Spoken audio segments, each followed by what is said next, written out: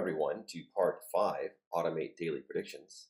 In this video, we're going to complete this exercise, which asks us to write a function that returns the daily predicted cases given the model, the fitted parameters for that model, the number of days the model was trained on, and then the number of days to predict in the future. Now, what we need to remember is that our model returns cumulative values, not daily values. So we'll have to take care of that during our function. To make this a little bit easier to understand, let's go ahead and look at this visual of what we did in the past. So with our simple exponential model, we trained it, in this case, on the days up to orange, and then we made predictions in green. Now the predicted values are cumulative, like I said, so to get the daily predictions, we'll have to take the current day and subtract it from the day before. Now, it's important to know the number of days that the model was trained on, because our model, if we were to want to find out what the very next value is in the future, is not x equals 1. It's x equals the number of training days plus 1. So if there was 50 or 60 days here, our next value would be at 51. That would be the predicted value. Okay, so let's move back here.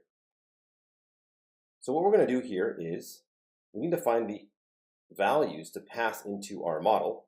And so just to help you understand the model again, all the models in this book are written in a format such that x, the input, which are just integer number of days, is the first argument. And then the parameters for the model are the next argument. So it doesn't matter how many parameters follow, but they are the following arguments. And then what's returned is just the whatever value that the function calculates. All right, so what we need to do here is we just want those predicted days. So not starting at 0, but starting from 1 after the very last day. So we'll create a variable, and it will be a NumPy array of integers. We're not going to begin at 0. We're going to begin at the number of training days, and it will end 'n predicted days after the end of the training. So n training, if it was, say, 100 days, then this will create a NumPy array from 100 to 150. Now, what we want is the predicted values. So what we'll do is we'll just use our model. So it could be this simple exponential or any other model that we build. And we're going to pass it in these x values. And it also needs the parameters. And we're just going to assume that our model is already trained. So we're going to unpack the parameters that we already found like this. So they'll be distributed to the rest of the arguments over here like this. So these will be passed in as positional arguments, and they will align perfectly with the rest of the parameters up there. It doesn't matter how many there are, 2, 3, 10, they will align just like that. Now, this is the cumulative value. So to get the daily values, we need to take the difference between the current value and the day before. Since these are NumPy arrays, there's a diff function in NumPy, which will do that for us. Now, there's one little tweak we have to make. The NumPy, since there is no difference between the very first value and there's no previous value, what we'll do is instead of starting from the very end, we will start from 1 before the last day, so that we have a value before the first prediction. And then np.diff, it does not return a missing value for the first one like Pandas, so it's a little bit different. It just returns only the known differences.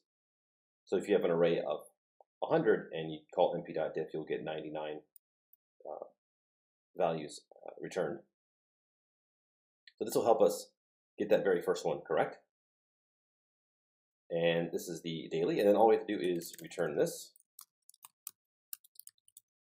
and our function should work. So just to show again, we will get the correct x values, we'll pass in that x plus our known parameters, get the cumulative values, we'll take the diff to get the daily values, and then we just return that.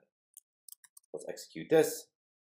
And so what we'll do here is just use our Texas cases like we did before. So assuming we trained up to some certain date, we'll get the length of that. That'll be the number that was trained on. And so we're going to use our function that we just created. So we're going to pass in that simple exponential, the parameters that we already trained. And we did this in the very last video. We found out what those parameters were. So right there, we're going to pass in those parameters and train, which we calculated here. And this, we can say whatever we want, 50, 10, 100. It will return the daily values. So here are the daily case values that will correspond to the work we did over here. Approximately was the same exact ending date.